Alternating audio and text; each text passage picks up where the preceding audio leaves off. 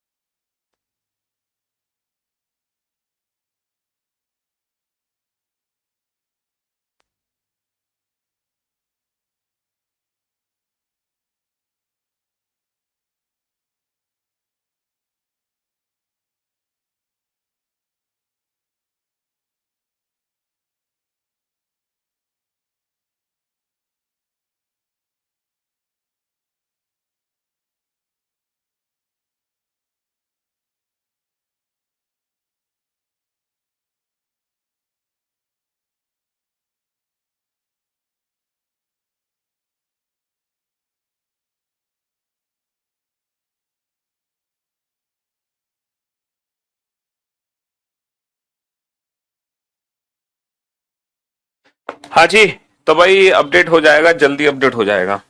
तो आज हम शुरू करने वाले हैं नया टॉपिक, नई शुरुआत, है ना जी? तो आज के चैप्टर का नाम होगा, बहुत ही इंटरेस्टिंग चैप्टर है, मजेदार चैप्टर है भैया, मुझको तो बहुत पसंद है। खैर मुझे तो पूरी रीजनिंग ही पसंद है? और आपको भी पूरी रीजनिंग पसंद आ जाएगी कुछ ही दिनों में। तो भैया आज के चैप्टर का नाम है डाइस, यानी कि पासा। जैसे कि मैंने आपसे कहा था कि हम पहले उन टॉपिक्स को पढ़ेंगे, हम पहले उन टॉपिक्स को पढ़ेंगे जिससे रिलेटेड क्वेश्चन हमारे एग्जाम में पूछे जा रहे हैं, ठीक है? पहले हम उन्हीं टॉपिक्स को निपटाएंगे जिनसे रिलेटेड क्वेश्चन हमारे एग्जाम में बन रहे हैं। तो अगर मैं बात करूं डाइस चैप्टर की, तो एक क्वेश्चन आपको जरूर मिलेगा इस चैप्टर से, ठीक है? एक क्वेश्चन आपको जरूर देखने को मिलेगा आपके एग्जाम में डाइस चैप्टर का, ठीक है? और जब हम डाइस चैप्टर को पढ़ लेते हैं, तो इस टॉपिक से रिलेटेड जो हमारे एग्जाम में क्वेश्चन आएगा, मुश्किल से 3, 4 या 5 सेकंड लगेंगे आंसर देने में, और वो भी विदाउट यूजिंग एनी पेन और पेपर। क्योंकि अभी तक हमने जितने भी चैप्टर पढ़े हैं, अभी तक हमने जितने भी टॉपिक पढ़े हैं, वो सारे विदाउट पेन एंड पेपर पढ़े हैं। ये चैप्टर भी हम बिना पेन पेपर के पढ़ेंगे। टॉपिक का नाम चेंज हो जाएगा भाई साहब, अभी तक नहीं हुआ है तो परेशान मत हो, हमने अपडेट करवा दिया है। टॉपिक का नाम अपने आप चेंज हो जाएगा, आप उसकी चिंता ना करें। डाइस को हम बोलते हैं पासा। बेसिकली डाइस क्या है? डाइस एक क्यूब है ना। डाइस क्या है? एक क्यूब है, घन। लेकिन मैं यहाँ पे क्यूब नहीं लिख सकता। मैं क्यूब इसलिए नहीं लिख सकता क्योंकि जो क्यूब है और क्यूबॉइड एक अलग से चैप्टर है आप लोगों के सिलेबस में। घन और घनाभ चैप्टर ही अलग है, इस चैप्टर को हम अलग से पढ़ते हैं। इसीलिए हम इस चैप्टर में डाइस को डाइस ही बोलेंगे, क्यूब नहीं बोलेंगे। क्योंकि एक चैप्टर है क्यूब जिसको हमें अलग से पढ़ना है ना, और एक चैप्टर है डाइस। हालांकि ये भी क्यूब ही होता है, लेकिन दोनों ही चैप्टर्स में क्वेश्चन पूछने का जो तरीका है वो बिल्कुल अलग है, भिन्न है एकदम। इस चैप्टर में जितने भी क्वेश्चन पूछे जाते हैं, है ना, इस चैप्टर में जिसने भी क्वेश्चन पूछे जाते हैं वो अपोजिट सरफेस से रिलेटेड पूछे जाते हैं। ठीक है, अपोजिट सरफेस से रिलेटेड पूछे जाते हैं। जबकि क्यूब और क्यूबॉइड में जो क्वेश्चंस आते हैं वो कटिंग ऑफ स्मॉलर क्यूब्स की फॉर्म में आते हैं। ठीक है जी, हाँ जी। अच्छा, आप लोगों ने सभी ने लूडो तो खेला होगा अपनी जीवन में, कभी खेला आपने लूडो?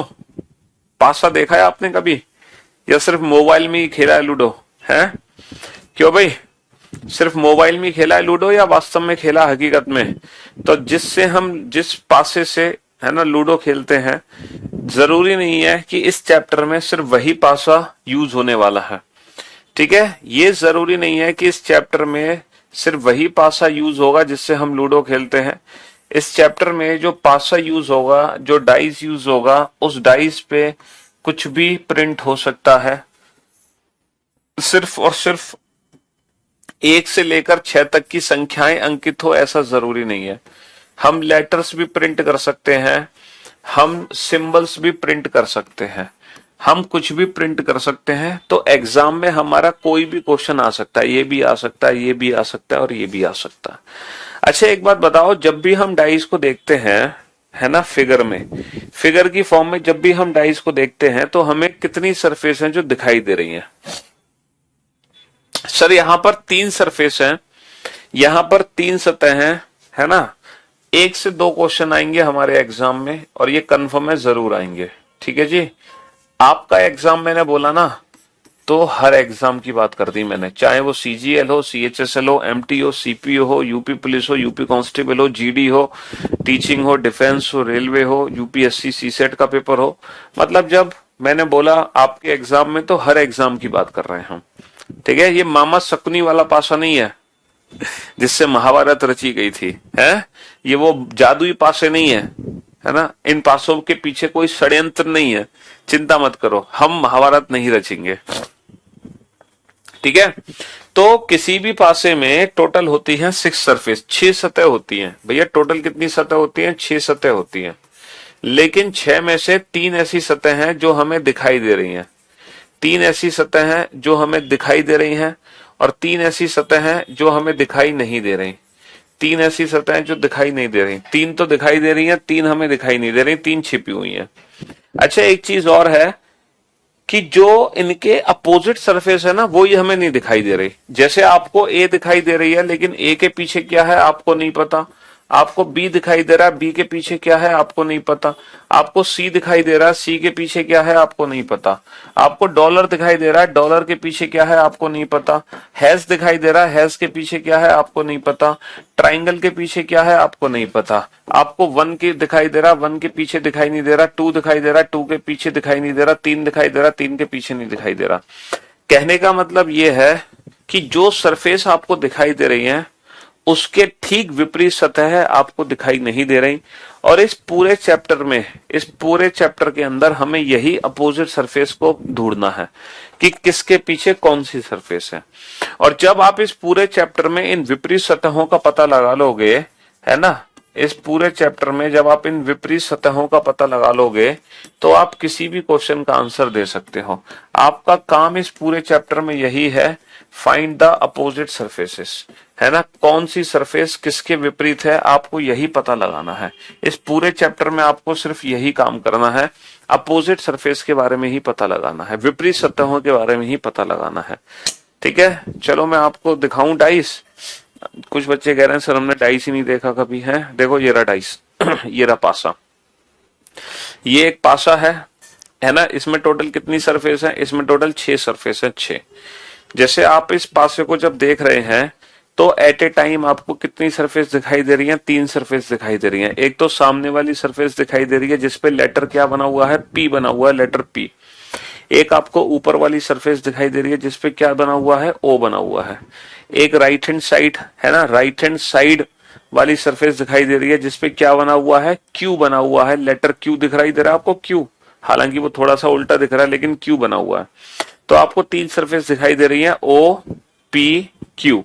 लेकिन इनके जो अपोजिट सरफेस है वो आपको दिखाई नहीं दे रहे। क्या आप मुझे बता सकते हो पी के पीछे क्या है? क्या आप मुझे बता सकते हो पी के पीछे क्या है? बता ही नहीं सकते क्योंकि आपको दिख ही नहीं रहा पी के पीछे क्या है। क्या आप मुझे बता सकते हो ओ के पीछे क्या है? बता ही नहीं सकते क्योंकि आपको दिख ही नहीं रहा कुछ। क्या आप मुझे बता सकते हो क्यू के अपोजिट क्या है? बता ही नहीं सकते क्योंकि आपको कुछ दिख नहीं रहा। तो इस पूरे चैप्टर में इन्हीं अपोजिट सरफेस को हमें ढूंढना है कि कौन सी सरफेस किसके अपोजिट है और क्यों है। ठीक है जी, हाँ जी। तो डाइस ये है, ठीक है। हमें हर अपोजिट सरफेस को आइडेंटिफाई करना है इस चैप्टर के अंदर। लेकिन जब एग्जाम में क्वेश्चन आएगा तो एग्जाम में क्वेश्चन किस तरीके से मिलेगा?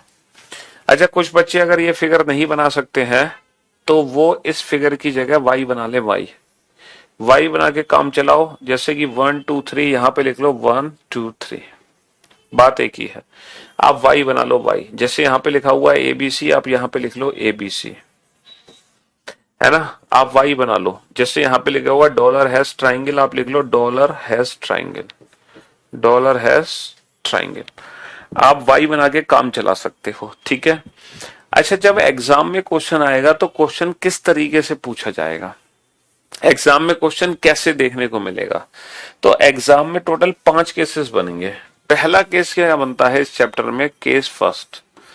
पहला केस बनेगा जब एग्जाम में एक सिंगल फिगर दी होगी डाइस की, एक सिंगल फिगर, और उस फिगर से रिलेटेड कुछ भी क्वेश्चन आपसे पूछ सकता है। Only one figure question. जैसे मान लो ये डाइस की फिगर दे दी और आपसे इसी फिगर से रिलेटेड एक क्वेश्चन पूछ लिया जाए, है ना। पहला केस ये है। दूसरा केस क्या बनेगा? दूसरा केस क्या बनेगा बेटा? सेकंड केस क्या बनेगा कि आपको, जैसे आपको डाइस दिखाया गया तो आपको एक फिगर दिखाई गई, इसी डाइस की दूसरी फिगर आपको दिखाई जा सकती है। मतलब when there are 2 positions of a single dice are given, जब एक ही पासे की 2 अलग अलग सतह आपके सामने हो। मतलब केस फर्स्ट में तो एक सिंगल फिगर आपके सामने होगी और उस फिगर से रिलेटेड कोई भी क्वेश्चन एग्जामिनर आपसे बना सकता है या पूछ सकता है। कोई भी क्वेश्चन आपसे पूछ सकता है, वो उसकी मर्जी है। क्वेश्चन किस तरीके से पूछे जाएंगे वो हम डिस्कस करेंगे जब ये चैप्टर शुरू होगा। फिलहाल ये चैप्टर शुरू नहीं हुआ, बस अभी तो मैं जो थोड़ा बहुत इंट्रोडक्शन दे रहा हूं, ठीक है। हाँ जी। 2 फिगर क्वेश्चन में क्या होगा? जैसे जब हमने डाइस को देखा तो पहली बार जब मैंने डाइस को देखा तो मुझे नंबर्स दिखाई दिए 1 2 5। क्या नंबर दिखाई दिए मुझे? 1 2 5। अगर इसी डाइस को मैं किसी और एंगल से देखूं, किसी और तरीके से, तो हो सकता है इस बार मुझे कुछ और नंबर दिखाई दे, ठीक है। जब मैं इसको किसी और एंगल से देख रहा हूं तो हो सकता है इस बार मुझे कुछ और नंबर दिखाई दे, जैसे 5 6 4।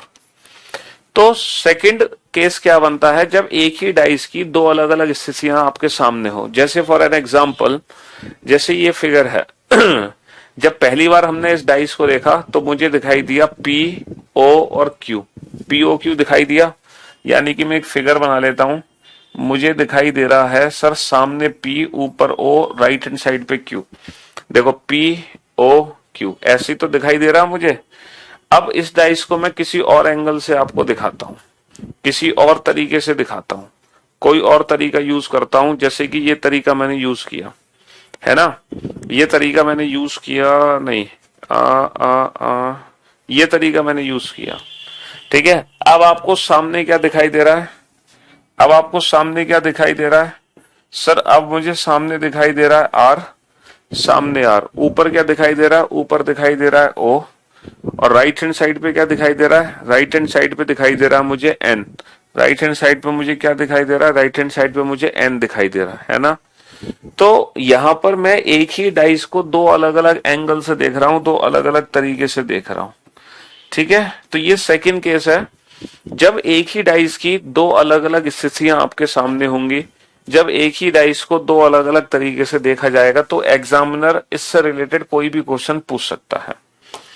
तीसरा केस क्या बनेगा, केस थर्ड, जब एग्जाम में मोर देन 2 फिगर्स होंगी, मोर देन 2 फिगर, यानी कि एग्जामिनर डाइस को अलग अलग तरीके से आपको दिखा सकता है। जैसे कि फॉर एन एग्जाम्पल, एक और पोजीशन इसकी देखो, जैसे कि सामने रख दिया आपने एम, सामने रख दिया एम, है ना। एक और थर्ड पोजीशन आपकी देख लो, सामने आपने रख दिया एम, सामने एम रख दिया, तो ऊपर क्या है सर, ऊपर है आर, ऊपर क्या है, ऊपर है आर, और राइट हैंड साइड में क्या है सर, राइट हैंड साइड में है एन, राइट हैंड साइड में है एन। एक और पोजीशन हम इसकी देख सकते हैं, हम कितनी भी डिफरेंट पोजीशन देख सकते हैं। देखो फिर से मैं इसको घुमा दूं, मैंने रख दिया, मैंने सामने रख दिया मैंने रख दिया ओ, रख दिया सामने ओ। अब देखो सामने मैंने ओ रख दिया, सामने ओ रख दिया, ऊपर क्या है, ऊपर सर आर है, ऊपर आर है ना, ऊपर आर है, और राइट हैंड साइड पे क्या है सर, राइट हैंड साइड पे क्यू है, क्यू है। तो यहां पर आपने देखा कि एक ही डाइस की कितनी फिगर आपको दिखाई दे रही है, एक ही डाइस की 4 फिगर आपको दिखाई दे रही है। तो एग्जाम में जब क्वेश्चन आएगा तो किस तरीके से क्वेश्चन मिलेगा, हो सकता है सर एग्जाम में, है ना, 1 फिगर वाला क्वेश्चन आ जाए, हो सकता है एग्जाम में 2 फिगर वाला क्वेश्चन आ जाए, हो सकता है एग्जाम में 2 से ज्यादा फिगर वाला क्वेश्चन आ जाए। ठीक है, क्या सर यही 3 केस एग्जाम में बनते हैं, इनके अलावा कुछ और नहीं है? क्या इनके अलावा कुछ और नहीं है? बिल्कुल है, इनके अलावा कुछ और। सर ये भी हो सकता है कि हमें एग्जाम में एक ओपन फिगर मिल जाए, ओपन डाइस, मतलब कभी कभी क्या होगा, एक ऐसा फिगर मिलेगा, ठीक है, जो डाइस नहीं होगा, है ना, एक ऐसा फिगर आपको मिलेगा लाइक दिस, और इस फिगर से रिलेटेड कुछ क्वेश्चन आपसे पूछे जाएंगे। तो ये जो फिगर है ना, जब आप इस फिगर को फोल्ड कर दोगे तो डेफिनेटली ये फिगर फोल्ड होगा, डाइस की शेप दे देगा। तो इस फिगर से रिलेटेड भी एग्जाम में क्वेश्चन आ सकता है, this is called open dice, open dice. और एक लास्ट केस बनेगा एग्जाम में, लैंग्वेज बेस्ड क्वेश्चन, भाषा पर आधारित प्रश्न, लैंग्वेज बेस्ड क्वेश्चन, यानी कि एक ऐसा क्वेश्चन जिसमें ना तो ये वाली फिगर होगी ना ये वाली फिगर होगी, कोई भी फिगर नहीं होगी, है ना, कोई भी फिगर नहीं होगी। तो कुल मिलाकर जब एग्जाम में डाइस का क्वेश्चन आएगा तो टोटल कितने केस बनेंगे बाबू? 5 केस बनेंगे। या तो 1 फिगर क्वेश्चन आपके एग्जाम में आने वाला है, या 2 फिगर, या 2 से ज्यादा फिगर, या ओपन फिगर, या लैंग्वेज बेस्ड क्वेश्चन। अच्छा, अब मुझे एक चीज और बता दो, अगर गलती से एग्जाम में 2 फिगर क्वेश्चन आ गया, गलती से एग्जाम में 2 फिगर क्वेश्चन आ गया, तो क्या ये जरूरी है जब भी आप एक ही डाइस की 2 फिगर देखोगे तो दोनों फिगर में हमेशा एक सरफेस आपको कॉमन दिखाई दे? क्या ये जरूरी है कि हमेशा दूसरी फिगर में एक सरफेस आपको कॉमन दिखाई देगी? क्या ये हमेशा संभव है? क्या ये हमेशा जरूरी है कि सर ऐसा हमेशा जरूर होगा? क्या ये जरूरी है? सर नहीं, ऐसा भी हो सकता है जब आप डाइस की 2 फिगर देखें तो दोनों फिगर में आपको कुछ भी कॉमन दिखाई ना दे, when there is no common, when there is no common. जैसे अगर मैं अभी इस डाइस को दिखाऊं तो आपको जो लेटर्स दिखाई दे रहे हैं वो एम, आर और एन, आपको कौन कौन से लेटर दिखाई दे रहे हैं? एम, आर और एन, ठीक है, एम, आर और एन दिखाई दे रहे थे ना। अब देखना अब कौन कौन से लेटर आपको दिखाई दे रहे हैं। अब दिखाई दे रहा है आपको क्यू, पी और ओ, यानी कि तीनों ही अलग दिख रहे हैं, तीनों ही अलग। तो ऐसा भी हो सकता है जब डाइस को 2 बार दिखाया जाए तो दोनों फिगर में कुछ भी सरफेस कॉमन ना हो, when there is no common, है ना। और क्या हो सकता है सर? ऐसा भी हो सकता है जब हम डाइस को 2 बार देखें तो दोनों फिगर में एग्जैक्टली एक सरफेस कॉमन हो, when there is only 1 common. और ऐसा भी हो सकता है जब हम डाइस को 2 बार देखें तो दोनों फिगर में एग्जैक्टली 2 कॉमन हो, when there are only 2 common. तो भाई साहब ये आपका पूरा का पूरा डाइस है जो आपको पढ़ना है। अब आप देख लो आपके एग्जाम में क्वेश्चन किस तरीके से आने वाला है, ये आपका कंप्लीट डाइस चैप्टर है। तो जब डाइस चैप्टर का क्वेश्चन एग्जाम में आएगा तो या तो 1 फिगर क्वेश्चन आएगा, 2 फिगर आएगा, मोर देन 2, ओपन या लैंग्वेज। अगर गलती से 2 फिगर क्वेश्चन आपके पेपर में आ गया गलती से, तो 2 फिगर के अंदर या तो नो कॉमन वाला क्वेश्चन होगा, या 1 कॉमन वाला होगा, या 2 कॉमन वाला होगा। तो मैं उम्मीद करता हूं पूरा डाइस चैप्टर आपको समझ आ गया होगा। ठीक है, हाँ जी, क्यों भाई, आ गया पूरा डाइस चैप्टर समझ कि क्वेश्चन किस तरीके से एग्जाम में हमें देखने को मिलेगा? बहुत बढ़िया।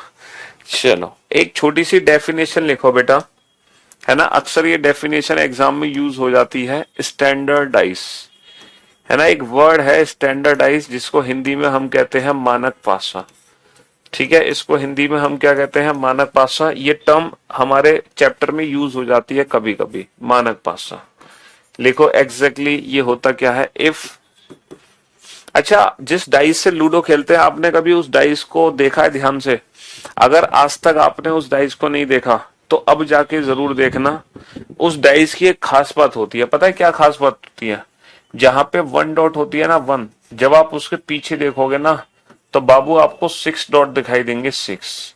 जहां पे 2 डॉट्स होती है ना, 2, जब आप उसके पीछे देखोगे ना तो आपको बेसिकली 5 डॉट्स दिखाई देंगी। जहां पे 3 डॉट्स होती हैं, जब आप उसके पीछे देखोगे तो आपको दिखाई देंगी 4 डॉट्स। एग्जैक्टली उस डाइस में होता क्या है जिससे हम लूडो खेलते हैं? हर दो अपोजिट सरफेस का जो सम होता है वो 7 होता है। 1 + 6 7, 2 + 5 7, 3 + 4 7। और इसी डाइस को हम बोलते हैं स्टैंडर्डाइज मानक पासा, यानी कि जिससे हम लूडो खेलते हैं वही हमारा होता है मानक पासा। तो लिखो इफ एवरी, डेफिनेशन लिखो, if every 2 opposite, if every 2 opposite surfaces sum is equal to 7, then the dice is called a standard dice. Then the dice is called a standard dice. Then the dice is called a standard dice. यदि प्रत्येक दो विपरीत सतहों का योग 7 है, यदि प्रत्येक दो विपरीत सतहों का योग, यदि प्रत्येक दो विपरीत सतहों का योग 7 है, तब उस पासे को मानक पासा कहते हैं। यदि प्रत्येक दो विपरीत सतहों का योग 7 है, तब उस पासे को मानक पासा कहते हैं। If every 2 opposite surfaces sum is equal to 7, then the dice is called a standard dice. यदि प्रत्येक दो विपरीत सतहों का योग 7 है, तब उस पासे को मानक पासा कहते हैं। ठीक है, अब आप सोच रहे होंगे सर आप ये जो डाइस दिखा रहे हो ये कौन सा डाइस है? इसका भी तो कोई नाम होगा। क्यों भाई, इसका भी तो कोई नाम होगा कि नहीं होगा? है सर, इस पे तो लेटर्स हैं, इस पे तो नंबर ही नहीं है। तो भैया लिखो दूसरी डेफिनेशन, जनरल डाइस। अच्छा, स्टैंडर्डाइज की ये सॉल्यूशन लिख लो। ये स्टैंडर्डाइज का सॉल्यूशन है कि हर दो विपरीत सतहों का योग 7 होगा। स्टैंडर्डाइज के सॉल्यूशन में लिख लो 1 के अपोजिट 6 होगा, 2 के अपोजिट 5 होगा, 3 के अपोजिट 4 होगा। 1 और 6 हमेशा एक दूसरे के अपोजिट होंगे, 2 और 5 हमेशा एक दूसरे के अपोजिट होंगे, 3 और 4 हमेशा एक दूसरे के अपोजिट होंगे। ठीक है, अब आप लिखो कि जो डाइस स्टैंडर्ड नहीं होते हैं वो क्या होते हैं? देखो, तो दूसरी जो डेफिनेशन है वो है जनरल डाइस, वो है जनरल डाइस। अब आप सोच रहे होंगे सर ये जनरल डाइस क्या है? इसको हिंदी में कहते हैं साधारण पासा। इसको हिंदी में क्या कहते हैं? इसको हिंदी में कहते हैं साधारण पासा। अब आप सोच रहे होंगे what are the standard dice, general dices, ये साधारण पासा क्या होते हैं? तो बेटा डेफिनेशन बहुत आसान है, बहुत आसान है।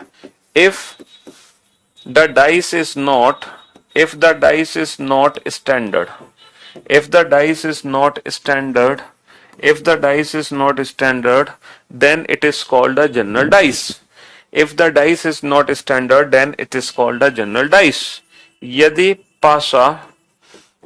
पासा मानक नहीं है, यदि पासा मानक नहीं है, यदि पासा मानक नहीं है, तब वह एक साधारण पासा कहलाता है। तब वह एक साधारण पासा कहलाता है। यानी कि ऑर्डिनरी डाइस, सिंपल डाइस, कुछ भी कह लो, इसको जनरल डाइस कह लो, ऑर्डिनरी डाइस कह लो, ऑर्डिनरी डाइस कह लो, ठीक है, सिंपल डाइस कह लो, कुछ भी कह लो, एक साधारण पासा कहलाता है। कहने का मतलब है दुनिया में दो ही तरह के पासे हैं, स्टैंडर्ड और जनरल। देखो स्टैंडर्ड वो पासे हैं जिसमें हर दो अपोजिट सरफेस का सम आपको 7 दिखेगा, और जिस पासे में हर दो अपोजिट सरफेस का सम 7 नहीं है वो सारे पासे दुनिया के जनरल डाइस हैं, यानी कि साधारण पासे हैं। ठीक है, सीधी सी बात है। दो ही प्रकार के पासे हैं, या तो हमारा पासा मानक होगा, अगर मानक नहीं है तो सीधा सीधा साधारण होगा, इसके अलावा हमारे पास कोई चांस नहीं है। ठीक है जी, चलिए तो अब हम शुरू करते हैं अपना चैप्टर, लेके प्रभु का नाम, जय सिया राम। तो इस चैप्टर में सबसे पहले हेडिंग डालो केस फर्स्ट, क्योंकि सबसे पहले हमें केस फर्स्ट पढ़ना है। और केस फर्स्ट क्या था? When only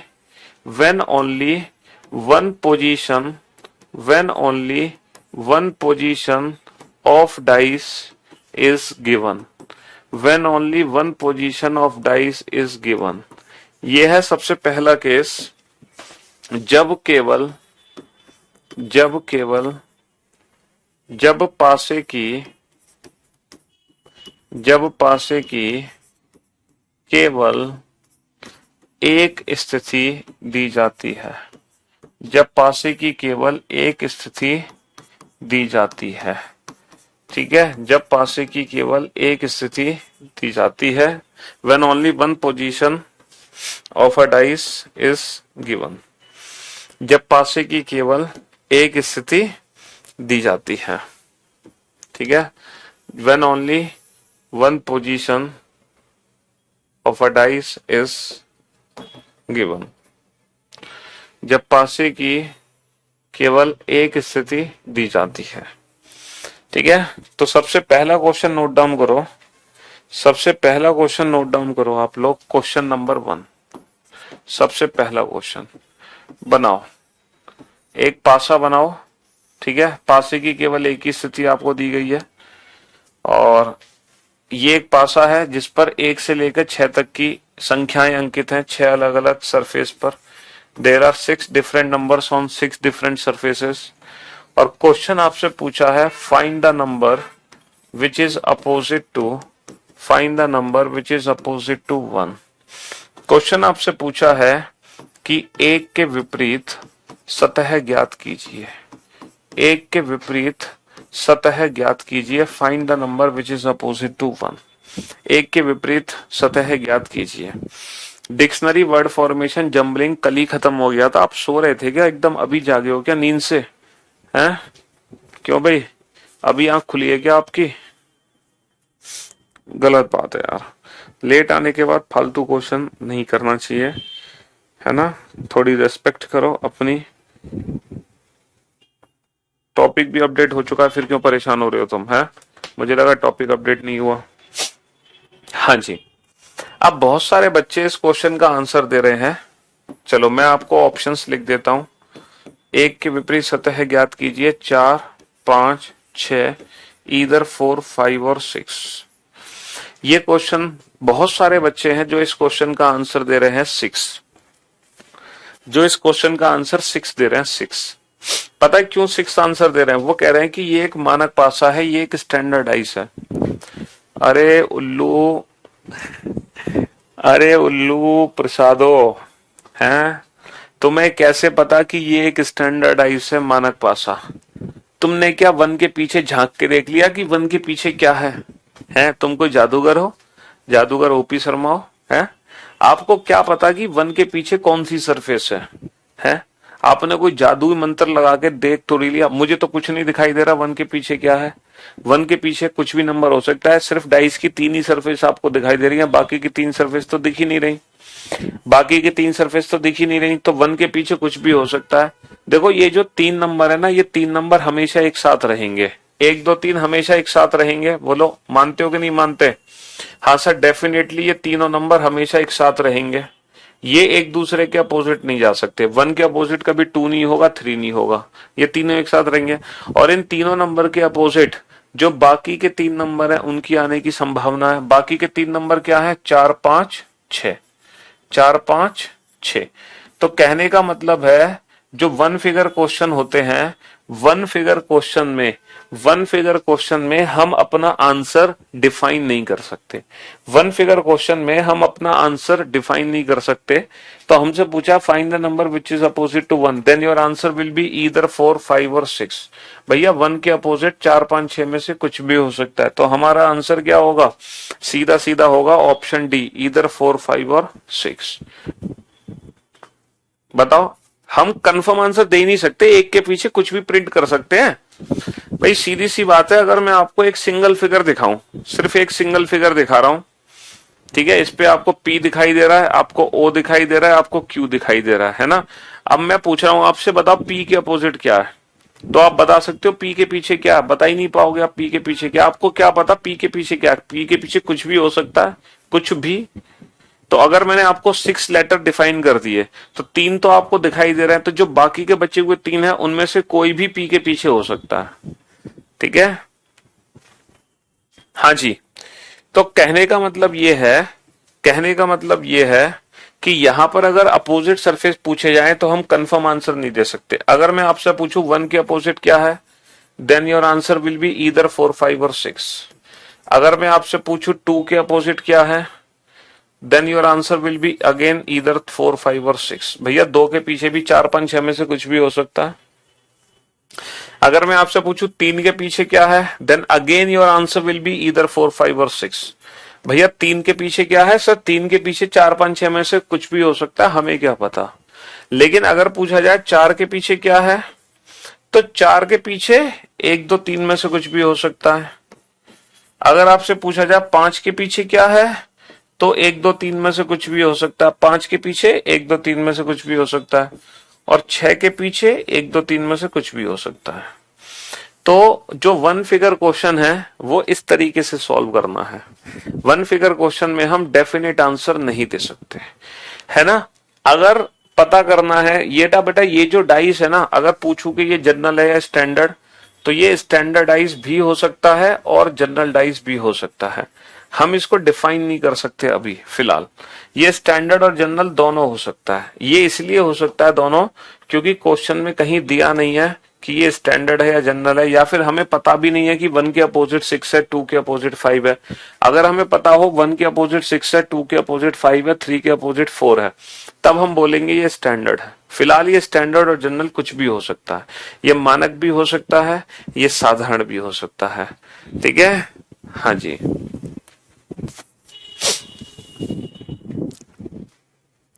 only for one figure में डेफिनेट आंसर्स नहीं दिए जा सकते। अब ये जो वन फिगर वाले क्वेश्चन है ये कंप्लीटली ऑप्शन डिपेंडेंट क्वेश्चन है। जैसे दूसरा क्वेश्चन लिखो, आपको चीजें मैं आप अच्छे से समझाता हूं।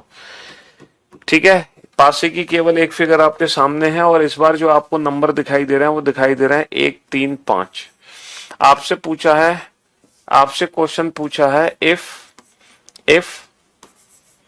2 is at bottom, if 2 is at bottom, then what will be at top? If 2 is at bottom, then what will be at top? Then what will be at top? If 2 is at bottom, then what will be at top? Question आपसे पूछा है यदि दो पासे की निचली सतह पर है, यदि दो पासे की निचली सतह पर है, तब पासे की ऊपरी सतह पर कौन सी संख्या होगी? तब पासे की ऊपरी सतह पर कौन सी संख्या होगी, है ना। हाँ जी। तो if 2 is at bottom, then what will be at top? यदि 2 नीचे है तो सबसे ऊपर क्या है ना। मतलब पासे को बेटा घुमाया गया है। ये मत सोचना कि यही फिगर आपसे पूछा गया है कि सबसे ऊपर 3 है, हमें दिख रहा है। बेटा अगर 2 सबसे नीचे है, इस पासे को इस तरीके से घुमा दिया कि 2 सबसे नीचे ला दिया मैंने, तब सबसे ऊपरी सतह पे क्या होगा? Option A 1, option B 3, option C 5, option D 1, 3 या 5। Option A 1, option B 1, option B 3, option C 1, 3 या 5, option D can not be determine, पता नहीं लगा सकते। ऑप्शन ए 1, ऑप्शन बी 1, 3 और 5, option C can not be determine, पता नहीं लगा सकते, option D none of these, इनमें से कोई नहीं। नन ऑफ दीज, इनमें से कोई विकल्प सही नहीं है। Option A 1, option B 4, option C can not be determine, option D none of these, इनमें से कोई भी विकल्प सही नहीं है ना। Option A 1, option B 4, option C 6 और option D none of these, इनमें से कोई भी विकल्प सही नहीं है। इनमें से कोई भी विकल्प नहीं है। ठीक है, मैं आपको डिफरेंट ऑप्शंस दे रहा हूं। Option A 1, option B 4, option C 6, option D 2। Option A 1, option B 4, option C 6, option D option A 1, 3, 5 और 1, 3, 5 और 6।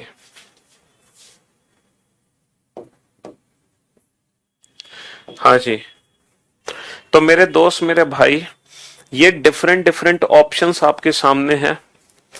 इस क्वेश्चन के मार्क्स आपको तब मिलेंगे, इस क्वेश्चन के मार्क्स आपको तब मिलेंगे जब आप परफेक्ट ऑप्शन चूज करोगे। तो बेटा डाइस चैप्टर में क्वेश्चन को सॉल्व करना बड़ी बात नहीं है, परफेक्ट ऑप्शन चूज करना ये बड़ी बात है। कि अगर आपको परफेक्ट ऑप्शन पता होंगे, ये सारे ऑप्शंस आपको लिखने हैं सारे के सारे, क्योंकि आपके एग्जाम में इनमें से कोई भी कॉम्बिनेशन आ सकता है। ये वाला कॉम्बिनेशन भी आ सकता है, ये भी आ सकता है, ये भी आ सकता है, ये भी और ये भी, कोई भी कॉम्बिनेशन आपके एग्जाम में आ सकता है। ठीक है, चलिए सबसे पहले तो इस डाइस को सॉल्व करो बेटा। किस मेथड से सॉल्व करोगे? नो कॉमन या वन? कौन सी ट्रिक लगेगी? No common trick. अच्छा, यहाँ पे नो कॉमन हम इसलिए बोल रहे हैं क्योंकि एक ही सरफेस है। ठीक है, ये नो कॉमन के इक्विवेलेंट ही है। ये जो 3 नंबर है 1, 3, 5, ये तीनों हमेशा एक साथ रहेंगे। ये 3 नंबर हमेशा एक साथ रहेंगे, 1, 3, 5। और इन तीनों नंबर के अपोजिट बाकी के जो 3 नंबर बच गए, बाकी के 3 नंबर क्या है? 2, 4, 6 होंगे। तो 1, 3, 5 के विपरीत क्या होंगे? 2, 4, 6 होंगे। हमसे क्वेश्चन क्या पूछा है? हमसे क्वेश्चन पूछा है अगर 2 पासे की निचली सतह पर है तब ऊपरी सतह पे क्या होगा? If 2 is at bottom then find the number which is at top. तो बेटा क्वेश्चन इनडायरेक्टली हमसे पूछा गया है कि 2 के विपरीत सतह ज्ञात करो। भाई सीधी सी बात है, अगर 2 सबसे नीचे तो सबसे ऊपर वही तो संख्या होगी जो 2 के अपोजिट है। तो हमसे पूछा है कि 2 के विपरीत कौन सी सतह है। और अगर इस फिगर को ध्यान से देखें, है ना, इस सॉल्यूशन को ध्यान से देखें तो 2 के विपरीत कौन सी सतह है? सर 2 के विपरीत 1 भी हो सकता है, 3 भी हो सकता है, 5 भी हो सकता है। 2 के विपरीत कुछ भी हो सकता है। तो इसका मतलब अगर 2 नीचे है तो ऊपर 1 भी हो सकता है, 3 भी हो सकता है, 5 भी हो सकता है ना। ऊपर 1 भी हो सकता है, 3 भी हो सकता है, 5 भी हो सकता है। ऊपर 1 भी हो सकता है, 3 भी हो सकता है, 5 भी हो सकता है। ऊपर 1 भी हो सकता है, 3 भी हो सकता है, 5 भी हो सकता है। हम कंफर्म आंसर दे नहीं सकते, तो पॉसिबिलिटीज में चला गया, पॉसिबिलिटीज में। लेकिन यहां पर ईदर 1, 3, 5 का ऑप्शन दे नहीं रखा, यहां पर ईदर 1, 3, 5 का ऑप्शन दे नहीं रखा। तो यहां पर हम ऑप्शन चूज करेंगे कैन नॉट बी डिटरमाइंड। यहां पर ऑप्शन ए को चूज नहीं करेंगे क्योंकि ये सिर्फ और सिर्फ एक संभावना है, पॉसिबिलिटी। बट यहां पर पॉसिबिलिटी हम चूज नहीं करेंगे, हम आंसर देंगे कैन नॉट बी डिटरमाइंड, पता नहीं लगा सकते। ठीक है बेटा, इस पासे में 1 से लेकर 6 तक की 6 अलग अलग संख्याएं अंकित हैं, 6 अलग अलग सतहों पर।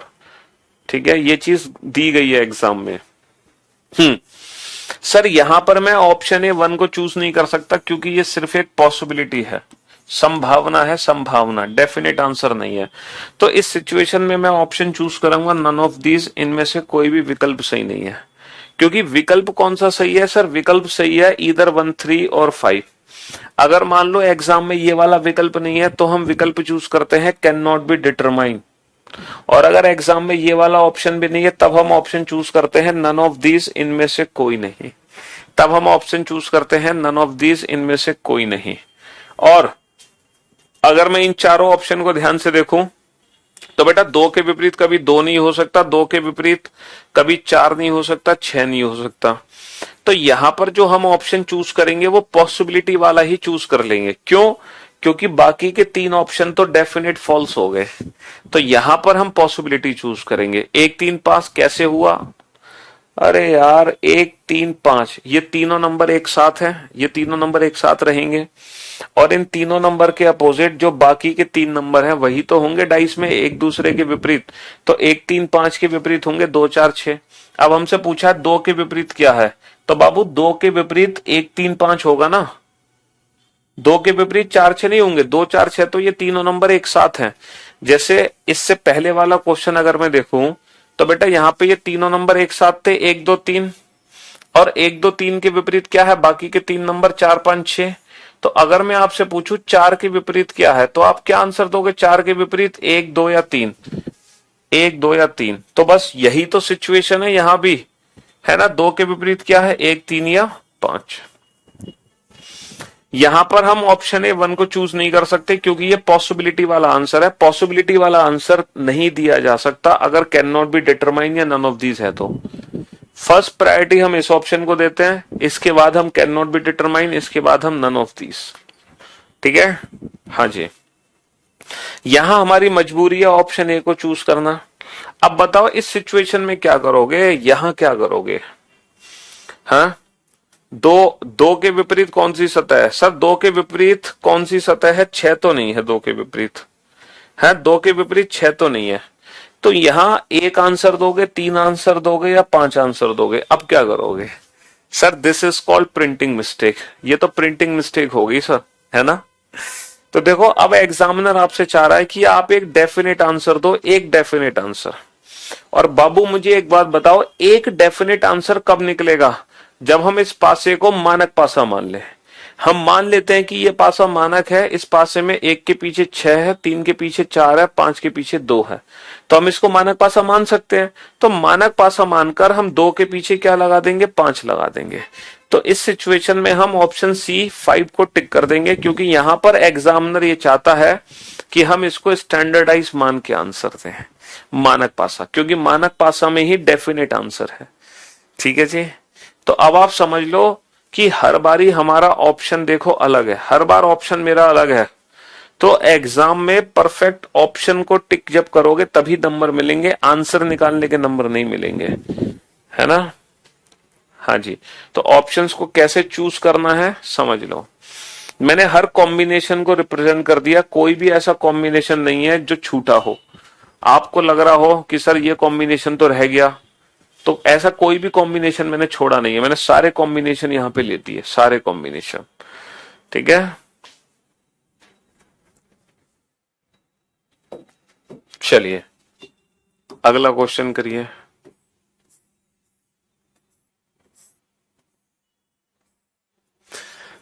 तीन चार पांच,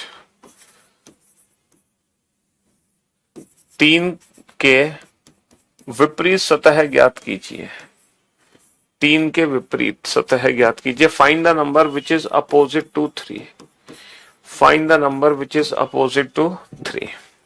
options are either 4 or 5, either 1 or 2, either 2 or 4, either 5 or 6. Find the number which is opposite to 3. Option A 1, 2, either 1 or 2, cannot be determined, पता नहीं लगा सकते। Option A 1, 2, either 1, 2 or 6, cannot be determined, पता नहीं लगा सकते। Option A 3, 4, 5, 2। Option A 2, option A 2, sorry 1, 2, 1, 2, 6 4। बताओ, find the number which is opposite to 3। 3 के विपरीत सतह ज्ञात कीजिए। तो जो सिंगल फिगर है बेटा, सिंगल फिगर में आप डेफिनेट आंसर नहीं दे सकते।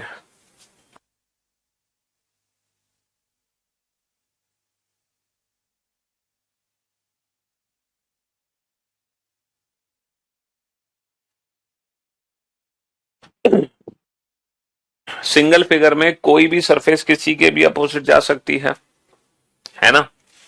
ये जो 3 नंबर है 3 4 5, ये हमेशा एक साथ रहेंगे 3 4 5।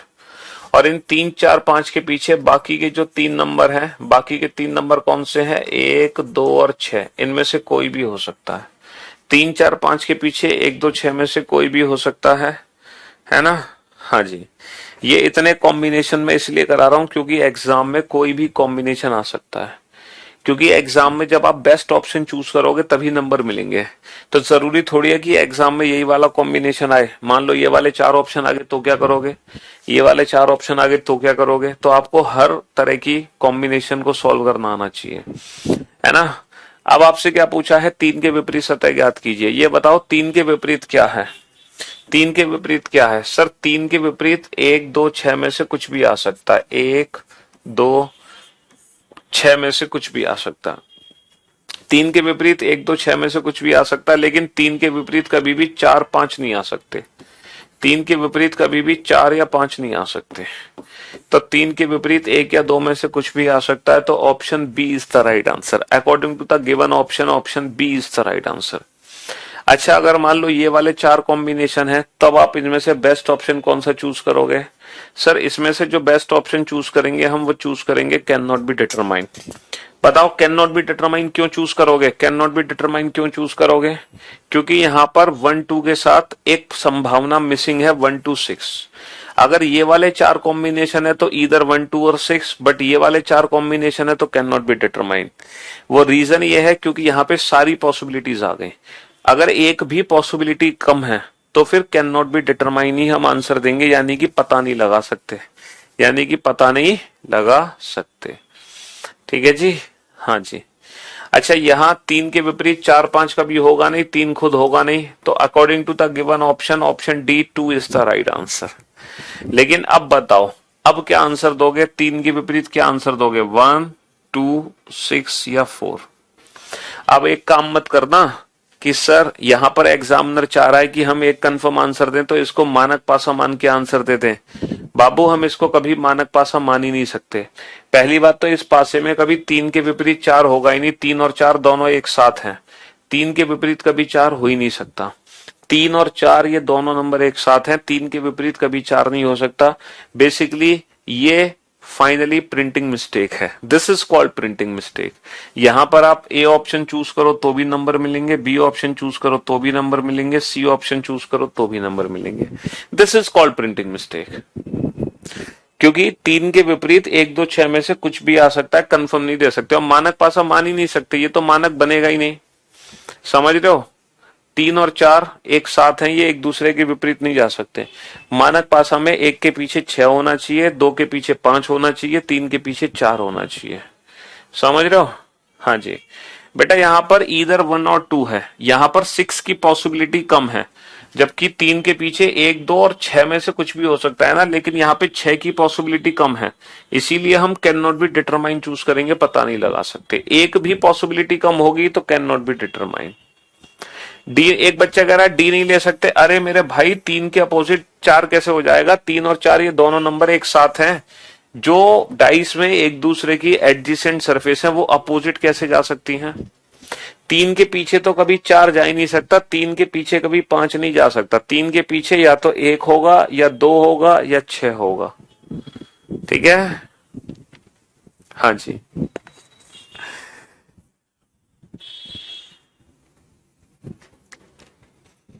कैन नॉट बी डिटरमाइन और नन ऑफ दिस में ये डिफरेंस है कि कैन नॉट बी डिटरमाइन और नन ऑफ दिस में पहले can not be determine option choose करोगे। None of this option choose करने का मतलब है कि इनमें से कोई भी विकल्प सही नहीं है। अब सही विकल्प थे या तो ये वाला या फिर ये वाला, तो इनमें से कोई भी विकल्प सही नहीं है। ना ये विकल्प सही है पूरी तरीके से, आधा तो सही है, पूरे तरीके से सही नहीं है। पूरा सही क्या होगा? ईदर 1, 3 और 5। कैन नॉट बी डिटरमाइन का मतलब है डाटा इनसफिशिएंट, आंकड़े अधूरे हैं, पता नहीं लगा सकते कंफर्म आंसर। ठीक है, प्रिंटिंग मिस्टेक वाला क्वेश्चन। हाँ, तो देखो ये वाला जो पासा था ये हमारा स्टैंडर्डाइज भी हो सकता है, जनरलाइज भी हो सकता है। ये वाला पासा स्टैंडर्ड भी हो सकता है, जनरल भी हो सकता है ना। लेकिन ये डेफिनेटली जनरलाइज है, ये 100% जनरल है, ये कभी मानक बनेगा ही नहीं। हाँ, ये स्टैंडर्ड और जनरल दोनों हो सकता है, इसको डिफाइन नहीं कर सकते कि ये स्टैंडर्ड है या जनरल है। ये मानक भी हो सकता है, साधारण भी हो सकता है। भैया एक के पीछे 6 भी हो सकता है, 3 के पीछे 4, 5 के पीछे 2, तो ये मानक हो जाएगा। और ऐसा नहीं है तो फिर ये है। हाँ जी, चलिए नेक्स्ट क्वेश्चन नंबर 4। तो मैं उम्मीद करता हूं ये वन फिगर क्वेश्चन आपको अच्छे से समझ आ गया होगा। अब आपको तकलीफ नहीं हो रही होगी बिल्कुल भी, या हो रही है तकलीफ थोड़ी बहुत। एक पासा है जिसपे ए से लेकर एफ तक 6 अलग अलग लेटर्स प्रिंट है। ठीक है, हाँ जी। If A is at top, if A is at top, then what will be at bottom? Then what will be at bottom? यदि यदि A ऊपर है, यदि A ऊपर है तब तब नीचे क्या होगा? यदि A ऊपर है तब नीचे क्या होगा? यदि A ऊपर है तब नीचे क्या होगा, है ना। यदि A ऊपर है तब नीचे क्या होगा? पहला A, दूसरा B, तीसरा F, चौथा C। पहला C, दूसरा D, तीसरा E, चौथा इधर C, D और E। बताओ। हाँ जी,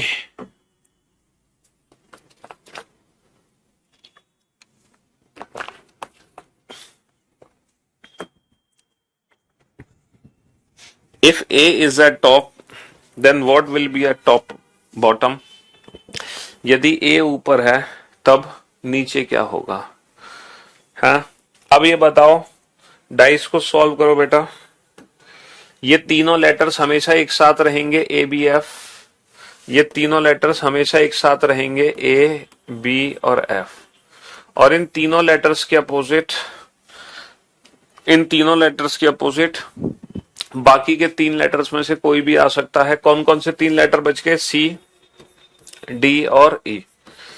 हमसे पूछा है अगर ए ऊपर है तब नीचे क्या है, तो बेसिकली हमसे पूछा find the number which is opposite to A. तो ए के पीछे क्या होगा? सर ए के विपरीत सी भी हो सकता है, डी भी हो सकता है, ई भी हो सकता है। हम कंफर्म आंसर नहीं कर सकते, सी डी ई में से कुछ भी आ सकता है ए के विपरीत। लेकिन अगर ये वाले 4 ऑप्शन है तो यहां पर हम ऑप्शन 4 सी चूज करेंगे, क्योंकि ए के विपरीत कभी ए खुद नहीं होगा, बी नहीं होगा, एफ नहीं होगा, क्योंकि ये तो ए के साथ हैं। ठीक है, ये तो बहुत आसान सा क्वेश्चन था। तो मैं उम्मीद करता हूं अब वन फिगर क्वेश्चन में ऑप्शंस को किस तरह से हमें चूज करना है ये बात हमें बेहतर तरीके से समझ आ चुकी है कि किस तरीके से हम ऑप्शंस को चूज करते हैं, है ना। हाँ जी, लिखो केस सेकंड, केस सेकंड लिखो बेटा। When only 2 position of a dice is given.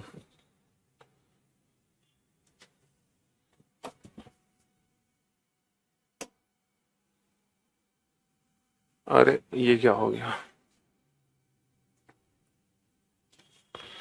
ऐसे नहीं लिखा जाएगा, रुको इसको ऐसे।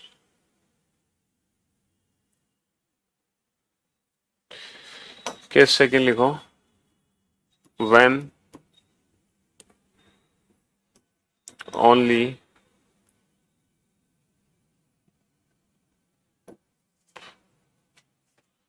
अबे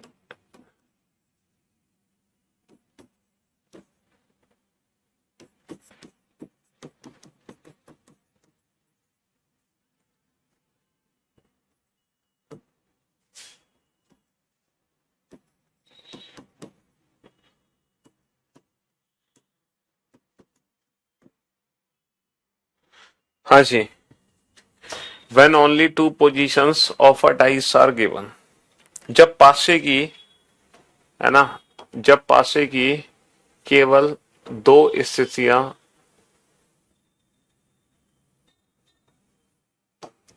when only two positions of a dice are given, जब पासे की केवल दो स्थितियां दी जाती हैं, जब पासे की केवल दो स्थितियां दी जाती हैं, जब एक पासे की, जब एक पासे की केवल, जब एक पासे की केवल दो स्थितियां, जब एक पासे की केवल दो स्थितियां दी जाती हैं, जब एक पासे की केवल दो स्थितियां दी जाती हैं, जब एक पासे की केवल दो स्थितियां दी जाती हैं, ठीक है। हाँ जी, when only two positions of a dice are given, जब एक पासे की केवल दो स्थितियां दी जाती हैं। अच्छा, दो स्थिति वाले जब हम क्वेश्चन कर रहे हैं तो दो स्थिति के अंदर भी डिफरेंट डिफरेंट तीन केस थे। दो स्थिति के अंदर भी बेटा तीन केस थे। पहला केस क्या था? When there is no common. भाई जब हम वो बात कर रहे थे, दो स्थितियों की बात कर रहे थे, तो दो स्थितियों के अंदर भी, दो स्थितियों के अंदर भी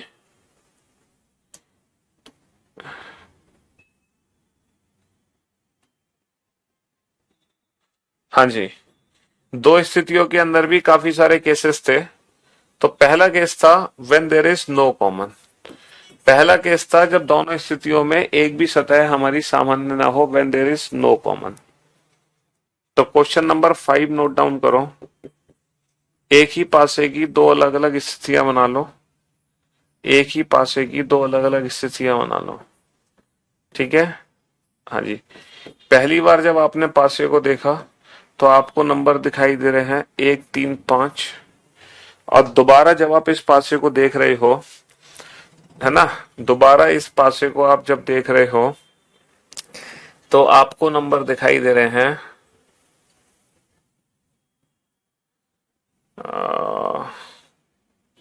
2 4 6। आपको नंबर दिखाई दे रहे हैं 2 4 6। यहां पर एक ही पासे की दो अलग अलग स्थितियां आपके सामने हैं। There are two different positions of a dice are given. एक ही पासे की दो अलग अलग स्थितियां आपके सामने हैं, समझ रहे हो? हाँ जी,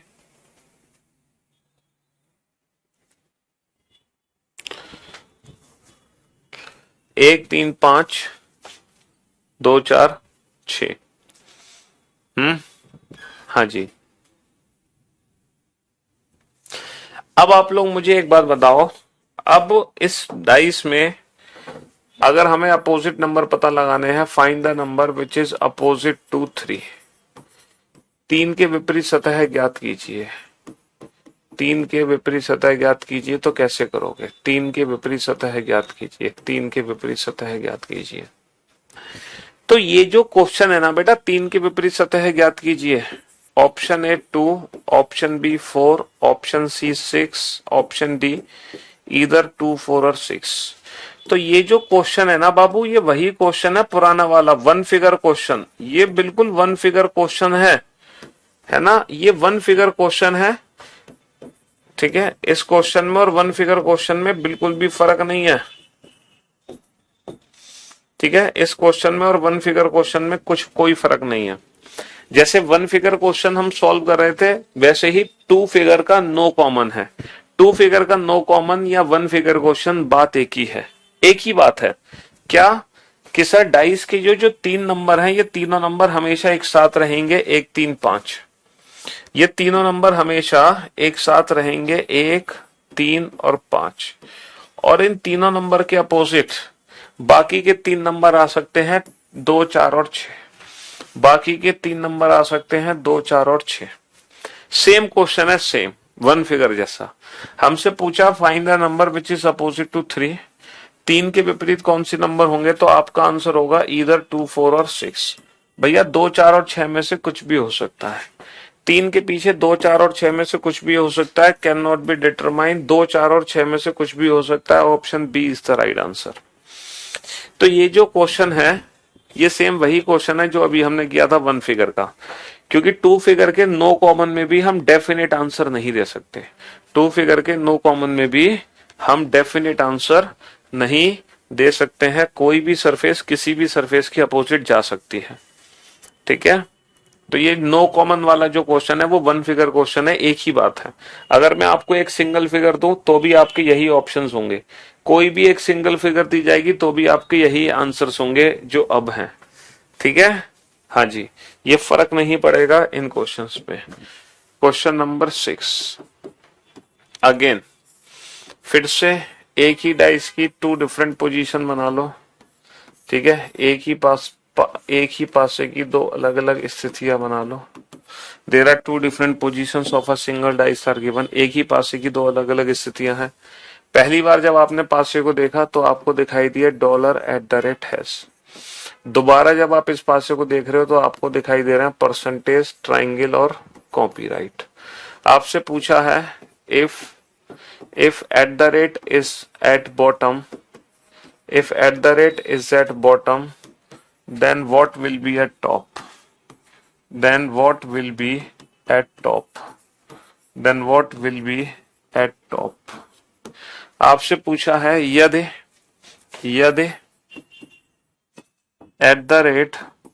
निचली सतह पर है, यदि निचली सतह पर है तब ऊपरी सतह पर क्या होगा, तब ऊपरी सतह पर क्या होगा। यदि निचली सतह पर है तब ऊपरी सतह पर क्या होगा।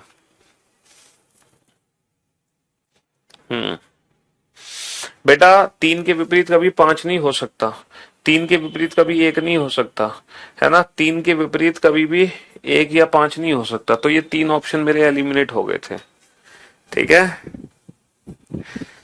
लाइव स्टूडेंट कितने हैं तुमने सुन लिया तो तुम्हारे पहले तले जमीन खिसक जाएगी, इसलिए नंबर बता नहीं सकते, ठीक है। हाँ जी, इतने फ्री में भी यूट्यूब चैनल पे लाइव नहीं होते हैं, किसी भी यूट्यूब चैनल पे जितने बच्चे इस बैच में लाइव होते हैं। अगर कोई फ्री में भी पढ़ा रहा हो ना, अगर मैं खुद फ्री में पढ़ाऊंगा ना किसी भी अपने यूट्यूब चैनल पे या RYP यूट्यूब चैनल पे, तो उस फ्री पे भी इतने बच्चे लाइव नहीं होंगे, ये गारंटी है। मतलब ये तो नंबर, हाँ जी,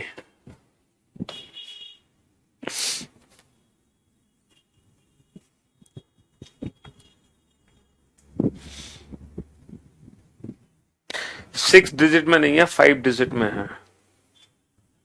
1 लाख से कम है, 1 लाख से ज्यादा नहीं है। हाँ, 10,000 से तो बहुत ज्यादा है। चलिए अब आप बोर्ड पे ध्यान से देखो और ध्यान, हे भगवान। हाँ जी, तो ये जो क्वेश्चन है बेटा यहां पर है ना, $@has, परसेंटेज कॉपीराइट और परसेंटेज ट्राइंगल और कॉपीराइट। तो पहली बात तो इसमें नो कॉमन ट्रिक ही लगेगी, है ना, नो कॉमन ट्रिक लगेगी। नो कॉमन ट्रिक क्या है, ये तीनों सिंबल एक साथ रहेंगे, $@ और हैश, ये तीनों सिंबल एक साथ रहेंगे और इन तीनों सिंबल के अपोजिट बाकी के तीनों सिंबल आ सकते हैं। बाकी के तीनों सिंबल क्या है, परसेंटेज, ट्राइंगल और कॉपीराइट। बाकी के तीनों सिंबल आ सकते हैं परसेंटेज, ट्राइंगल और कॉपीराइट, ठीक है। हमसे क्या पूछा है, @ is at bottom then what will be at top. तो @ अगर नीचे है तो सबसे ऊपर क्या होगा जो @ के विपरीत है, सबसे ऊपर क्या होगा जो @ के विपरीत है, इधर परसेंटेज और ट्राइंगल और कॉपीराइट। हमारा आंसर आ जाएगा ईदर परसेंटेज, ट्राइंगल और कॉपीराइट। ईदर परसेंटेज, ट्राइंगल और कॉपीराइट, ये हमारे क्वेश्चन का आंसर आ जाएगा। ठीक है, तो टू फिगर वाला जो क्वेश्चन है ना, टू फिगर वाला जो क्वेश्चन है ना, उसमें सबसे पहला जो केस है नो कॉमन। तो बेसिकली जो नो कॉमन है वो वन फिगर क्वेश्चन ही है। जो नो कॉमन है वो वन फिगर क्वेश्चन ही है। ठीक है, उसमें कुछ नया नहीं करना आपको। No common one figure question ही है, कुछ नया नहीं है। एक ही डाइस की दो अलग अलग सरफेस दी गई हैं, red, blue, yellow, red, blue, yellow, black, black, orange, white, black, orange, white. What is opposite to red? हमसे पूछा है रेड के अपोजिट क्या है। What is opposite to red? Red के अपोजिट क्या है? What is opposite to red? Red के अपोजिट क्या है? जो लाल है उसके विपरीत क्या है? What is opposite to red? मेरे भाई, मेरे दोस्त, अभी जो इस चैप्टर का बिल्कुल बेसिक स्टार्ट किया हमने, एकदम बेसिक। अभी तो धीरे धीरे चैप्टर का लेवल बढ़ेगा, चिंता क्यों कर रहे हो। आज की क्लास तो एकदम जीरो लेवल की क्लास थी, एकदम बेसिक क्लास थी।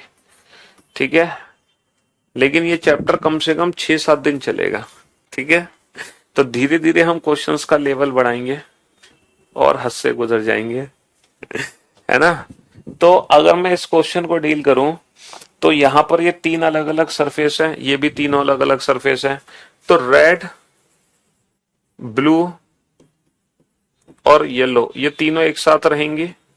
इनके अपोजिट बाकी की तीन सरफेस हो सकती है, ब्लैक, ऑरेंज, ब्लैक, ऑरेंज और व्हाइट। हमसे पूछा है find the surface which is opposite to red. तो रेड के अपोजिट ब्लैक, ऑरेंज, व्हाइट में से कुछ भी हो सकता है। ब्लैक भी हो सकती है, ऑरेंज भी हो सकती है और व्हाइट भी हो सकती है। ठीक है जी, हाँ जी। तो आज की क्लास हम यही समाप्त करते हैं। आज मौज ले लो तुम बेटा आज, हैं।